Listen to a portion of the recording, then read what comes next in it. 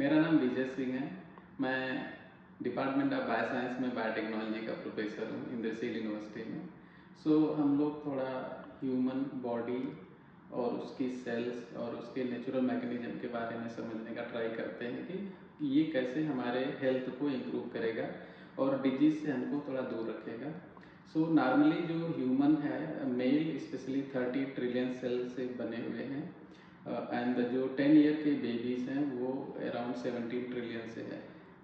एक सेकेंड में 1 lakh cell divide होती है। ये नॉर्मल ह्यूमन बॉडी के सेल की फंक्शनिंग है और 8 trillion cell per day division के टाइम पे बनती है। और वो जो सेल्स है वो मैक्सिमम लिमिट उसकी डिवीजन की कैपेसिटी है, that is the 50 to 60 time. और उसके बाद they are going for the normal death. जो सेल की डेथ हो रही है ह्यूमन के अंदर, वो आपकी 3 तरीके से होती है।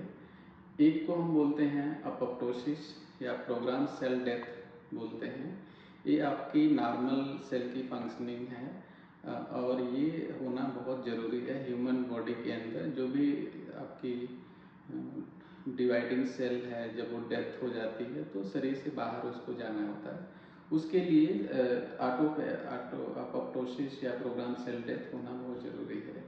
आपके हेयर्स, एनिमल्स और आपके बॉडी के स्किन सेल्स, नॉर्मली ये आपकी डेड सेल में आती हैं। ह्यूमन की जो बॉडी है अराउंड 40,000 सेल्स डेड सेल से कवर है।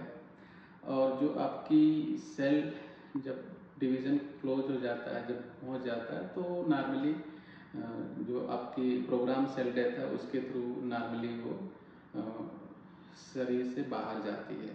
तो ये आपकी नॉर्मल फंक्शनिंग है। दूसरी है जो सेल की डेथ हो रही है, वो हो रही है नेक्रोसिस प्रोसेस बोलते हैं, जिसमें कई बार इन्फेक्शंस की वजह से या कई बार टिश्यू डैमेज की वजह से, किसी ऑटो इम्यून डिजीज की वजह से, या ब्लड फ्लो, किसी टॉक्सिक केमिकल्स या इरेडिकेशन, रेडिएशंस, इन सब की वजह से भी सेल की डेथ होती है और वो भी सेल शरीर से बाहर जाती है।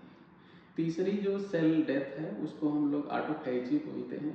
ऑटोफैजी एक बहुत इम्पॉर्टेंट मॉलिक्यूलर मैकेनिज्म है, सेल डेथ में वो इन्वॉल्व होता है।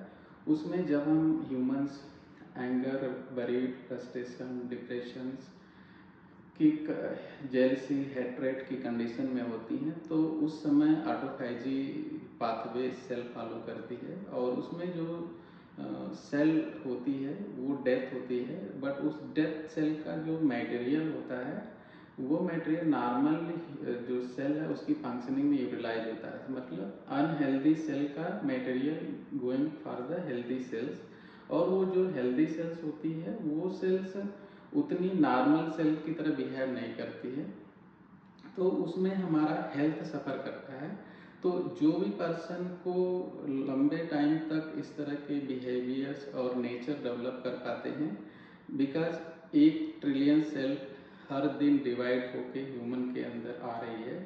तो जो लोग निगेटिविटी इमोशन में रहते हैं या एंगर, वरी, फ्रस्ट्रेशन, जेलसी में जीते हैं, एवरी डेज 1 ट्रिलियन सेल्स उनकी डिवाइड होके वो सेम इमोशन के रिएक्शन को शरीर के अंदर एडॉप्ट करती हैं।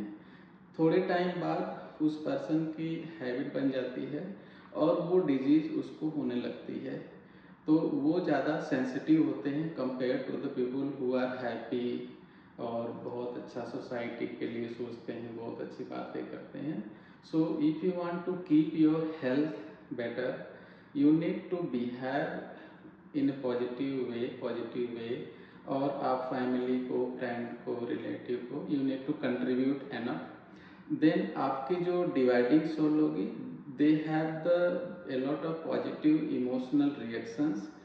वो आपको अनहेल्दी से हेल्दी सेल की तरफ जाने में हेल्प करेगा और आपकी बॉडी हीलिंग कैपेसिटी को फॉलो करते हुए ज़्यादा बेटर हेल्थ में सपोर्ट करेगी और आपकी जो ज़िंदगी होगी काफ़ी अच्छी होगी। तो ये सब चीज़ों को थोड़ा अवॉइड करते हुए we need to have better health, but we need to behave properly. और उसके साथ साथ जो आपके नेगेटिव इमोशंस हैं उस पर हमको कंट्रोल करना है, तो आप आपकी जो सेल डिवाइड होके आपके बॉडी में आ रही है, बिकॉज आपकी जो सेल डिवाइड हो रही है लास्ट इमोशन को आइडेंटिफाई नहीं करती, बट जो आपका करंट में चल रहा है उसी के बेस पे डिवीजन हो रहा है, और उस डिवीजन की वजह से अनहेल्दी सेल आपके उस पर्टिकुलर इमोशन की तरफ ज़्यादा डिवाइड होके, तो करीब करीब 30-40% सेल्स आपकी अनहेल्दी फॉर दैट इमोशन हो जाती हैं, जिससे आपका पूरा सिस्टम, पूरा सेल आपका दूसरे डायरेक्शन में हो जाता है। Then you are more addicted with the particular habits. So वो हमको थोड़ा अवॉइड करना है, और आप थोड़ा pure thought for the contributing toward the society, और लोगों की थोड़ी हेल्प करो।